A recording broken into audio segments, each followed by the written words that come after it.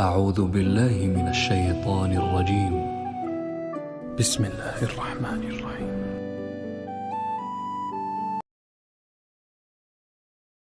صحیح مسلم میں یہ حدیث موجود ہے،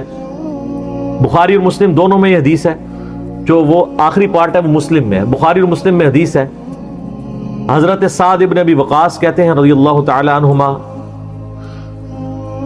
وعلیہ السلام، اور سیدنا ابو ہریرہ رضی اللہ تعالی عنہ علیہ السلام،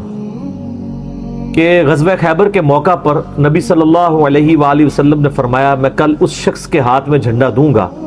جو اللہ اور اس کے رسول سے محبت کرتا ہے، اور یہ تو چھوٹی بات ہے، اور اللہ اور اس کا رسول اس سے محبت کرتے ہیں، یہ بہت بڑی بات ہے۔ تو سعد ابن ابی وقاص کہتے ہیں کہ ہم پوری رات بے چینی میں سوئے نہیں کہ وہ خوش نصیب کون ہوگا۔ جب صبح ہوئی تو نبی علیہ السلام نے فرمایا کہ علی ابن ابی طالب کو میرے پاس بلاؤ۔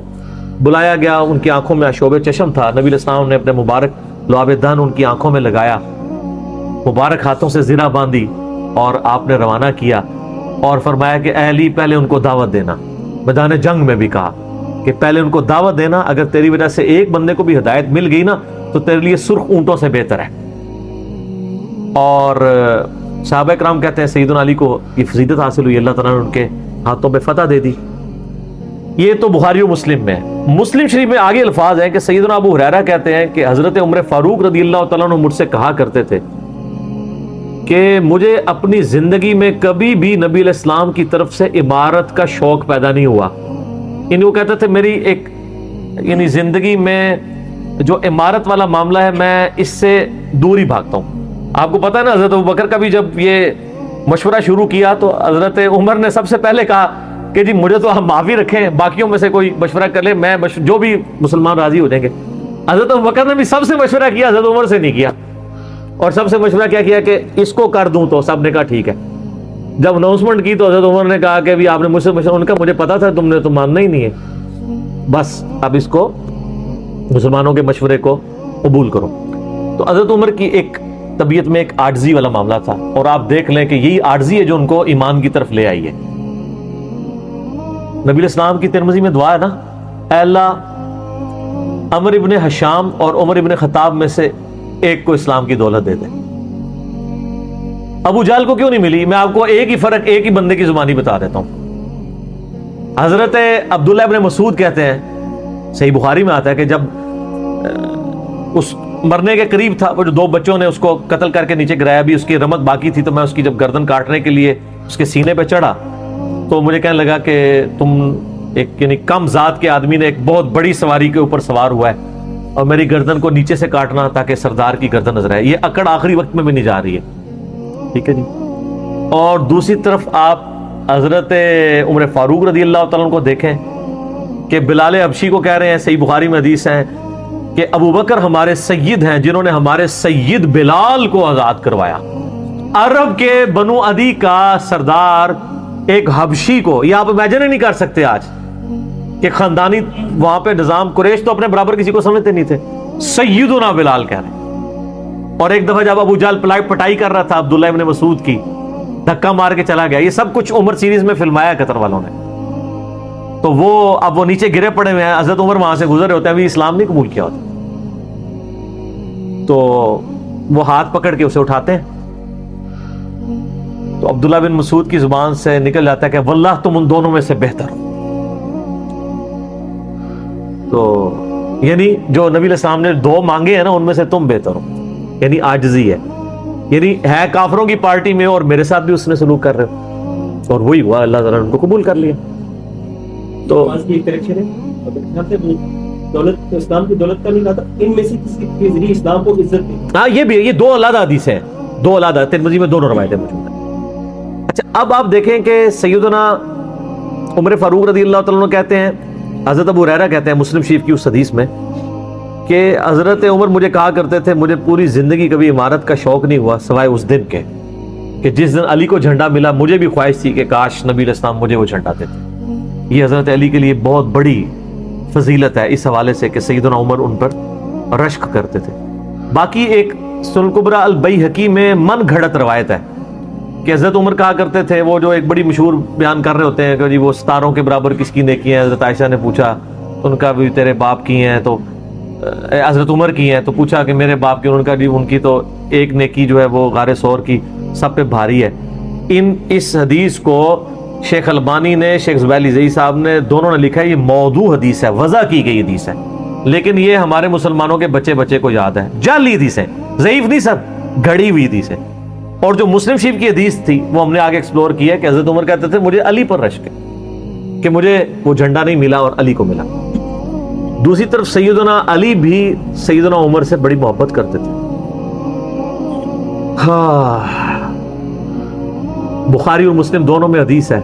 مشکات میں بھی آپ کو مل جائے گی، 3 جلد میں، حضرت ابو بکر عمر کے فضائل کے چیپٹر میں۔ عبداللہ ابن عباس کہتے ہیں کہ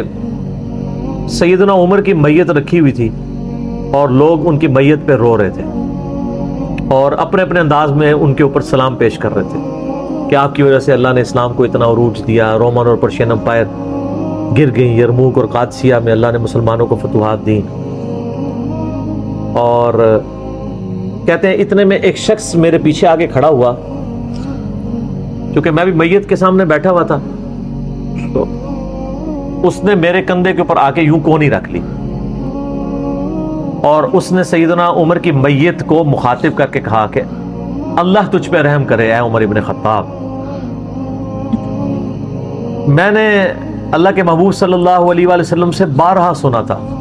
کہ میں ابو بکر اور عمر فلاں جگہ گئے، میں ابو بکر اور عمر داخل ہوئے، میں ابو بکر اور عمر نکلے، مجھے امید تھی کہ تم اپنے ان 2 ساتھیوں کے ساتھ جا کے ملو گے۔ کون سے 2 ساتھی؟ سیدنا ابو بکر اور سیدنا محمد رسول اللہ صلی اللہ علیہ وآلہ وسلم۔ اور اللہ کی قسم اس روئے ارض پہ تم وہ شخص تھے کہ مجھے خواہش ہے کہ میں تمہارے اعمال کے ساتھ اللہ کے حضور پیش ہوں۔ ظاہر ہے اتنا بڑا عروج سر، انسانی تاریخ کا سب سے بڑا ریولوشن نبی علیہ السلام کا، اس کی ایپیکس سیدنا عمر کے دور میں ہوئی ہے، اور یہ اللہ کا معجزہ ہے۔ نبی علیہ السلام کی مبارک زندگی میں انقلاب آتا نا، تو اس طرح کے تو بہت لیڈر پہلے بھی آئے تھے جنہوں نے اپنی زندگیوں میں انقلاب لے کے آئے تھے۔ یہ معجزہ یہ تھا کہ وہ شخص دنیا سے چلا گیا، ہزاروں اس کے ماننے والے مرتد ہو گئے عرب قبائل، اور چند مخلص ساتھی ساتھ ہیں، اس کے باوجود اللہ نے رومن اور پرشین امپائر الٹوا دیے۔ کتنا بڑا معجزہ ہے۔ اگر نبی علیہ السلام اپنی مبارک زندگی میں کر جاتے، وہ تو اسکندر اعظم بھی کر گیا، بعد میں چنگیز خان نے بھی کیا، بڑے بڑے لیڈر آئے۔ یہ ڈفرنس ہے، ایک یہ ڈفرنس، اور دوسرا ڈفرنس یہ کہ نبی علیہ السلام نے اپنی وفات کے بعد 10 سال بعد، 20 سال بعد، 30 سال بعد، 50 سال بعد، ایون 500 1000 سال بعد ہونے والے واقعات کو بھی بیان فرما دیا کہ یہ ہوگا۔ آج تو ہم تاریخ میں دیکھ سکتے ہیں کہ وہ سب کچھ ہوا ہے۔ اگر آپ کو شوق ہو تو دلائل النبوہ امام بیہقی کی کتاب ہے، 3500 حدیث پہ، 5ویں صدی ہجری میں لکھی گئی ہے۔ اس میں 500 سال میں جو نبی علیہ السلام کی پروفیسیز پوری ہوئی ہیں نا، منوان اسی طریقے سے موجود ہیں۔ بخاری مسلم میں جو حدیثیں ہیں تاتاریوں سے جنگوں والی، وہ اس وقت تک نہیں ہوئی تھیں، حدیثیں تو پہلے سے موجود تھی۔ آج تو ہم ان کو بھی درست مان رہے ہیں، ٹھیک ہے۔ نبی علیہ السلام نے پریڈکشن کی تھی کہ ان قریب کیسر روم ختم ہوگا، قیامت تک کوئی کیسر نہیں ہوگا، بخاری مسلم کی حدیث ہے، اور دیکھ لیں قیامت تک کوئی کیسر نہیں ہوا۔ ان قریب پرشین امپائر ختم ہوگی اور قیامت تک کوئی کسرا نہیں ہوگا۔ آج دیکھ لیں 1400 سال ہو گئے ہیں سر۔ یہ اسی طریقے سے ہے کہ میں کہوں کہ ان قریب امریکہ اور رشیا ختم ہو جائیں گے ود ان فیو ایئرز، اور قیامت تک کبھی ان کو پاورز نہیں ملیں گی جو کہ ابھی پاور ہیں اور جن کی صدیوں سے چل رہی ہیں، اور وہ پھر پاور بھی ان لوگوں کے ہاتھوں ہوئی ہے کہ جن کے پاس اسلحہ بھی نہیں تھا ان کے ساتھ لڑنے کے لیے، مین پاور بھی نہیں تھی ان کے لیول کی، الٹوا دی اللہ تعالیٰ نے۔ ابن عباس کہتے ہیں کہ حضرت عمر فاروق رضی اللہ تعالیٰ عنہ کی میت پہ یعنی یہ کلام وہ جو شخص میرے یعنی کندھے پہ کونی رکھ کے کر رہا تھا نا، تو میں نے جب اس کو مڑ کے دیکھا تو وہ علی بن ابی طالب تھے جو سیدنا عمر کے بارے میں یہ کلمات کہہ رہے تھے۔ تو یعنی ان لوگوں کی للہیت تھی کہ وہ تعریف کیا کرتے تھے اور کوئی آر محسوس نہیں کیا کرتے تھے۔ اور آپ دیکھیں سیدنا عمر کی بھی کتنی محبت تھی سیدنا علی سے کہ جب کبھی بھی فارن ٹور پہ جاتے تھے اپنی جگہ حضرت علی کو خلیفہ بنا کے جاتے تھے، کیونکہ نبی علیہ السلام جب تبوک پہ گئے تھے تو سیدنا علی کو چھوڑ کے گئے تھے، بخاری مسلم میں آتا ہے۔ حضرت علی رو پڑے، پہلا اور آخری موقع تھا کہ جنگ میں نہیں گئے، تو فرمایا تم اس پہ راضی نہیں ہو؟ تمہاری میرے ساتھ وہی نسبت ہے جو ہارون کی موسیٰ کے ساتھ، مگر میرے بعد کوئی نبی نہیں۔ تو حضرت عمر اس سنت پہ عمل کرتے تھے۔ جب بھی وہ جاتے تھے، جب بیت المقدس فتح ہوا، چابیوں کے لیے انہوں نے بلایا، سیدنا علی کو اپنی جگہ چھوڑ کے گئے، اس سنت پہ عمل کیا کرتے تھے۔ اور یہ بات شیعہ کے ہاں بھی ملتی ہے۔ میری ایک شیعہ عالم کے ساتھ ایک دفعہ بحث ہوئی، 2011-12 کی بات ہے، تو مجھے کہنے لگے کہ حضرت عمر جو ہے نا حضرت علی کو خلیفہ بنانے میں مخلص نہیں تھے، اسی لیے انہوں نے 6 رکنی کمیٹی بنائی، ان کو چاہیے تھا ڈائریکٹ حضرت علی کو نامزد کرتے۔ تو میں نے کہا اس کے پیچھے ریزن کیا ہے، وہ تو حضرت عمر نے خود بتائی ہے، بخاری مسلم دونوں میں حدیث ہے۔ ابن عمر کہتے ہیں جب حضرت عمر کو زخم لگا اور اب ہمیں یقین ہو گیا کہ وہ جانور نہیں ہوں گے، کھاتے تھے تو انتڑیاں کٹ چکی تھی، یہیں سے وہ سب کچھ نکل جاتا تھا، تو ہم نے عرض کیا کہ اپنا خلیفہ کسی کو نامزد کر دیں۔ تو انہوں نے کہا اگر میں اپنا خلیفہ کسی کو نامزد کرتا ہوں تو میں اس کی سنت پہ عمل کرتا ہوں جو مجھ سے بہتر ہے، ابو بکر، اور اگر میں نہیں کرتا تو میں اس کی سنت پہ عمل کروں گا جو ان سے بھی بہتر ہے، یعنی رسول اللہ صلی اللہ علیہ وسلم۔ ابن عمر کہتے ہیں جب میں نے حضرت عمر کی یہ بات سنی نا تو مجھے سمجھ آ گئی کہ اب حضرت عمر کسی کو نہیں بنائیں گے، کیونکہ وہ ہمیشہ ہر معاملے میں نبی الاسلام کی سنت کو پرائورٹی دیتے تھے۔ اور وہی ہوا کہ انہوں نے کہا کہ میں 6 رکنی کمیٹی بنا رہا ہوں، بخاری کے اور مسلم کے الفاظ ہیں کہ میں اپنے بعد اس امر خلافت میں ان 6 بندوں سے زیادہ کسی کو اہل نہیں سمجھتا جن سے رسول اللہ صلی اللہ علیہ وآلہ وسلم اپنی وفات تک راضی رہے۔ اور فرمایا علی، عثمان، طلحہ، زبیر، عبد الرحمن بن عوف، سعد ابن ابی وقاص۔ اچھا یہ کون ہے؟ عشرہ مبشرہ ہیں۔ عشرہ مبشرہ میں سے یہ 6 بندے باقی تھے اور ایک 7واں بھی تھا، اس کا نام اس نے لیا کہ ان کا بہنوئی تھا، سعید ابن زید۔ وہ تو معاویہ کے دور میں جا کے فوت ہوئے ہیں نا، سعید ابن زید تو بہت بعد میں فوت ہوئے ہیں۔ اور اسی بخاری میں الفاظ ہیں کہ عبداللہ بن عمر کو مشورے میں ضرور شامل کرنا لیکن اس کو کوئی خلیفہ نہ چنے، اور کہا کہ سعد ابن ابی وقاص پہ اگر تم متفق ہو جاؤ تو اسے خلیفہ چن لینا، اور میری اس بات کو دلیل نہ بنانا کہ میں نے اسے معزول کیا تھا پرشین امپائر کی گورنری سے، کہیں ایسا نہ ہو کہ تم اس پہ متفق اور کہو کہ اس کو تو عمر نے اتارا ہوا تھا، اینو تے رہن دو، اس دے 62F لگ گئی ہے۔ یہ 62F ہے ہی جعلی چیز ہے، اسلام میں کوئی 62F نہیں ہے۔ اسلام میں یہ نہیں ہے کہ آپ کو مطلب موت کے غرغرے تک توبہ قبول ہے، آپ یہ ایک بندے کے ساتھ معاملہ ہو جاتا ہے اور وہ توبہ طائب ہو جاتا ہے تو بس ٹھیک ہے، وہ تا حیات نائل کوئی نہیں ہوتا۔ اسلام میں کوئی تا حیات نہیں ہے۔ اللہ تعالیٰ کے ساتھ گستاخی کرنے والے کے لیے بھی جامع ترمذی میں حدیث ہے کہ موت کے غرغرے تک جو ہے وہ توبہ کا دروازہ کھلا ہوا ہے، موت کے غرغرے سے پہلے۔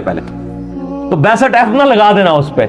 وہ ایک معاملہ تھا، وہ حضرت عمر کسی کو 4 سال سے زیادہ گورنر رہنے نہیں دیتے تھے تو انہوں نے ان کو ہٹا دیا تھا۔ تو یعنی ان لوگوں کی یہ للائیت ہوا کرتی تھی۔ تو میں نے اس کو کہا کہ دیکھو کہ یہ وجہ تھی کہ انہوں نے نبی الاسلام کی سنت پہ عمل کیا کہ میں ان 6 بندوں سے نبی الاسلام راضی تھے، میں اس کمیٹی بناؤں گا، میں، اور اس میں الفاظ ہیں بخاری مسلم میں کہ میں زندگی بھر تمہارا بوجھ اٹھاتا رہا، اپنے مرنے کے بعد تمہارا بوجھ نہیں اٹھاؤں گا، تم خود اپنا خلیفہ چن لینا ان 6 میں سے، یعنی میں کسی کو نامینیٹ نہیں کروں گا۔ دوسرا میں نے اس شیعہ عالم سے یہ بات کی کہ حضرت عمر اتنے بڑے رسک کے اوپر تھے کہ جس نے پوری دنیا کو الٹ دیا ہے اور وہ چند بندے لے کے رومن اور پرشین امپائر کا وزٹ کر رہا ہے، کوئی بھی قافلہ ان پہ حملہ کر کے ان کو شہید کر سکتا تھا، اور اگر خدا نہ خواستہ اس دوران وہ شہید ہو جاتے تو حضرت علی آٹومیٹکلی خلیفہ ہوتے کیونکہ ان کو چھوڑ کے گئے ہوئے تھے۔ یہ ان کا اخلاص تھا۔ پھر سیدنا عمر نے حضرت علی کو چیف جسٹس لگایا ہوا تھا حجاز کا۔ چیف جسٹس آج کل نہیں سنبھالا جا رہا، اور اس زمانے میں جب اسلام کا دور دورہ ہو، عدل کا نظام ہو، اور تینوں جو زہد کے امام تھے نا، حضرت عمر نے ان کو چیف جسٹس لگایا تھا۔ رومن امپائر گری، اصحاب صفہ میں سے ابو درداء کو لگایا، سب سے غریب ترین صحابی، یہ ان کا کرائٹیریا تھا۔ ابو سفیان، بڑے بڑے لوگ جو اینڈ پہ مسلمان ہوئے، یہ لائنیں بنا کے کھڑے رہتے تھے، حضرت عمر ان کو نہیں ملتے تھے جب تک باقیوں سے فارغ نہ ہو جائیں۔ وہ کہتے تھے ہم سردار، ان کا نہیں، تم اسلام میں بعد میں آئے ہو۔ اور وہ مہاجرین کے وظیفے اور اصحاب بدر کے وظیفے انہوں نے باقیوں سے ڈبل لگائے ہوئے تھے کہ انہوں نے برے وقت میں اسلام کا ساتھ دیا۔ اور پرشین امپائر گری، عبداللہ ابن مسعود، زہد ترین صحابی، زہد کے امام، ان کو وہاں پہ چیف جسٹس لگایا، اور حجاز کے اندر سیدنا علی کو لگایا۔ اور اس سے بھی بڑھ کے سیدنا علی بن ابی طالب کی ایک بیٹی ہے ام کلثوم، سیدہ فاطمہ سے ان کا رشتہ مانگا سیدنا عمر، کہ میرا اہل بیت رسول کے ساتھ رشتہ بن جائے۔ صحیح بخاری میں بھی اس کا ذکر اشارتاً موجود ہے ام کلثوم کا۔ شیعہ اور سنی دونوں کے ہاں ان کی کتابیں تو مانتی ہیں، بابے نہ مانے تو علیحدہ بات ہے، کتابوں میں موجود ہے کہ سیدنا عمر فاروق کی بیوی تھی ام کلثوم، اور سلام اللہ علیہ، اس کی وجہ سے یعنی انہوں نے ایک فخر محسوس کیا کہ میرا اہل بیت کے ساتھ ایک رشتہ داری والا معاملہ ہو جائے۔ تو سیدنا عمر اس طرح کے معاملات کے اندر اہل بیت کے ساتھ بہت حسن سلوک والا معاملہ کیا کرتے تھے، اگرچہ ان کی طبیعت میں سختی ضرور تھی، لیکن جو دین کے معاملے میں تھی وہ ساری سختی اپنی ذات کے معاملے میں نہیں ہوا کرتی تھی۔ صحیح مسلم میں ایک حدیث ہے،